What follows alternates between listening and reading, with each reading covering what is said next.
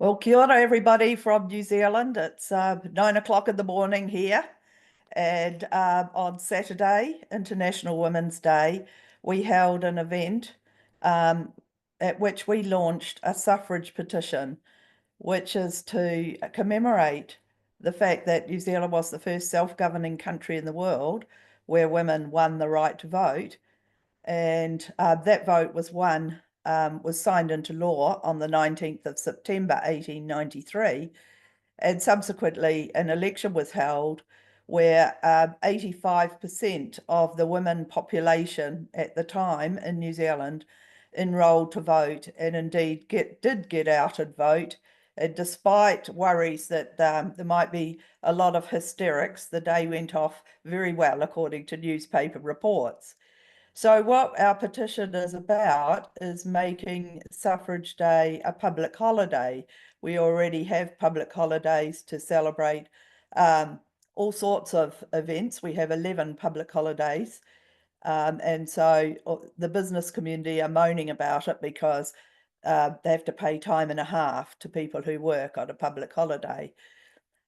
So we've suggested uh, we haven't put it out there publicly that we scrap King's holiday.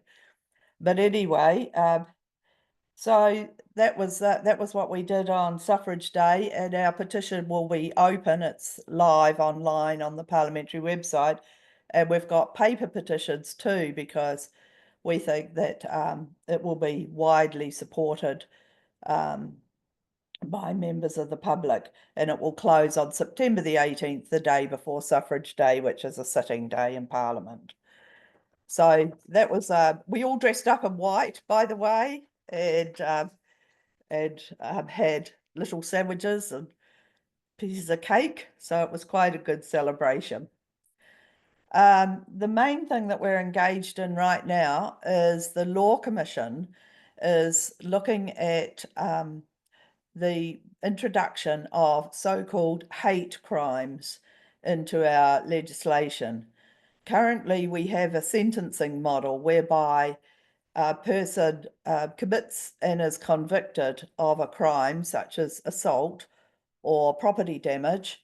And then when it comes to sentencing, there's a range of aggravating factors, amongst which is that the person was targeted because of their race, religion, age, disability, sexual orientation, gender identity, and absent from that list is their sex.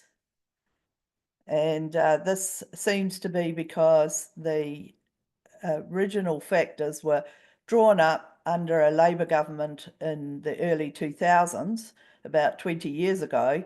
And at the time, there was a concern about gay rights and transgender rights. And at the select committee hearings, no one even thought about sex-based crimes.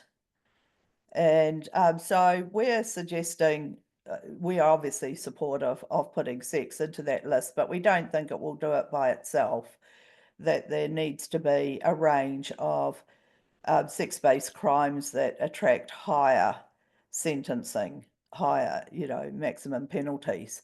And already that's the case with sexual assault and rape.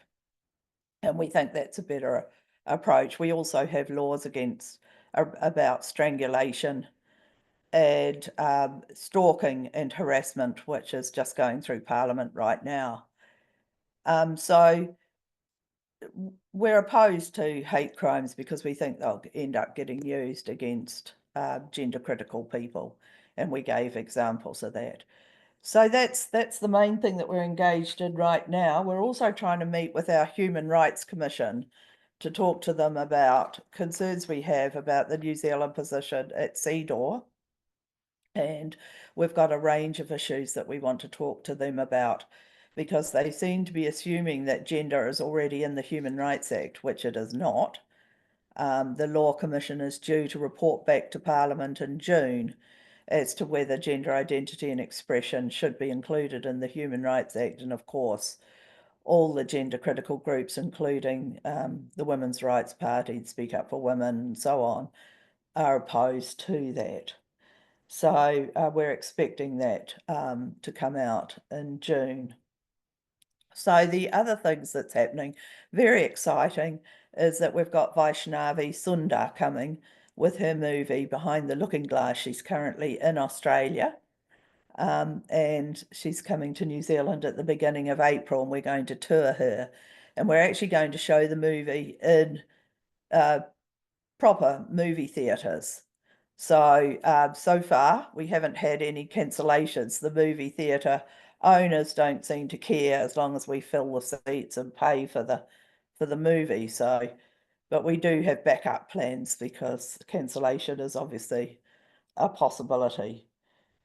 So, there is movement on something that I reported to you last time I was on around the midwifery scope of practice, because the Midwifery Council, which is the regulatory body for midwives, removed women and babies from their scope of practice and substituted a term whānau, which actually means the wider family and is nonsense. So the Regulations Review Committee that looks at that, those scopes of practice for regulated professions, did find, upheld our complaints. And the Midwifery Council is supposed to be going back and having another look at the scope of practice. So I saw it as a win, but a lot of people didn't, because the Regulations Review Committee just couldn't bring themselves to say the word women in their suggestions, and said that maybe midwives should refer to women who are pregnant or have giving birth or postpartum, should be referred to as patients or clients, which is revolting. So yeah, so that's our report.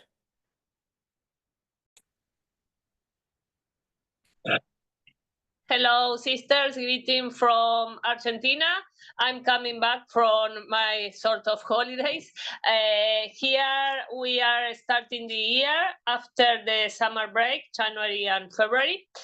And well, our government continues to fight against the woke ideology. However, the problem is that women's rights based on sex are often confused with woke ideology. So we are trapped in this fight. And for example, the government greetings for now March 8th was to insist on the anti-woke cultural battle without any distinction between women's rights and the anti-woke cultural battle. So that is our current challenge in Argentina. Distinguish both things, right? Women's rights and woke agenda. One of the latest news here is that the clinical treatment for minors were banned by the government. Parents are very well organized on this point, and clinical treatment are over.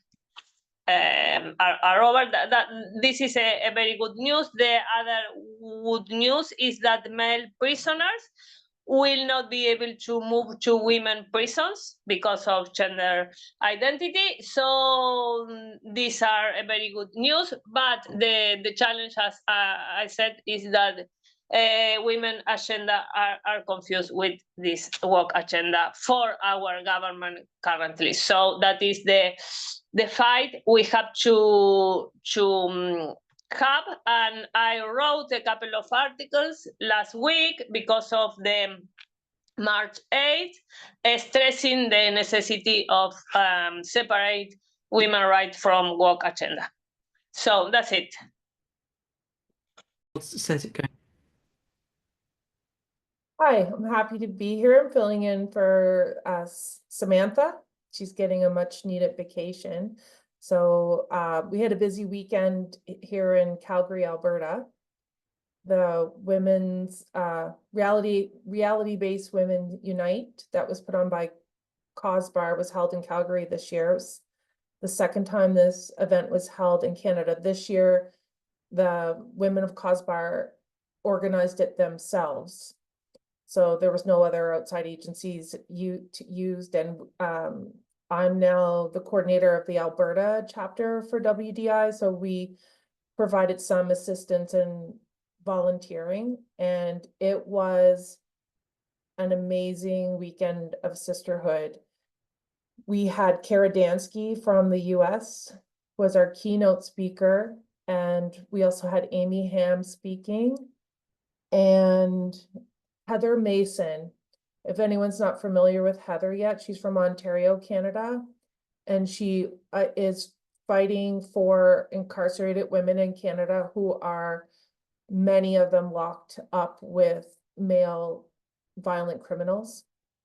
So Heather is a role model for me, and she's phenomenal. Then we all had dinner together that night. The next day we met at the hotel at 12, and we drove to downtown Calgary, and there was over 40 of us.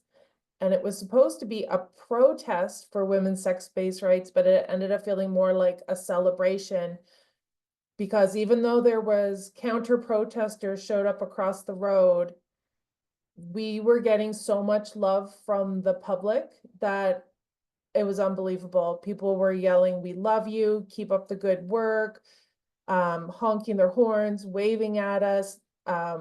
They were completely ignoring the counter trans rights protesters.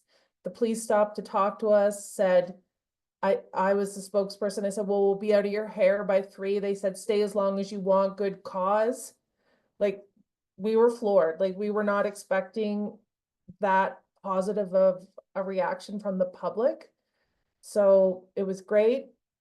Then we went with no notice to an Irish pub, all 40 some of us, and were welcomed, even though we had all our adult human female t-shirts on. Absolutely no problem at the pub. We were welcomed in. The staff were saying they loved our shirts and wanted to hear what we'd been doing all day. And we had great sisterhood all day. So that was, I'm still riding a high from the weekend. Like it was phenomenal. So if you want to see pictures from it, if you look up the hashtag, so at RBWU25, so the initials for Reality-Based Women Unite 25, there's a lot of videos and pictures of what we did all weekend. Other than that, there's one thing that we're doing and we're encouraging other chapters to do is we're starting to mobilize to run for school boards and other positions in government. Because a recurring theme that's coming up in our meetings and when we go to events is that organizations got infiltrated and the original purposes of organizations got overtaken by people with trans ideology. And why are we allowing that to happen? So I think it all happened when we were raising our kids and busy and trying to make a living. But we're going to have to, that never really ends. So we're just either we have to accept it or do something about it. I've joined my riding association and I'm on the policy committee. Another one of our members is running for the school board, and we're putting a push out for that to get people involved in political organization, even library boards of directors and these types of organizations, because it all makes a difference. And that's all from Canada.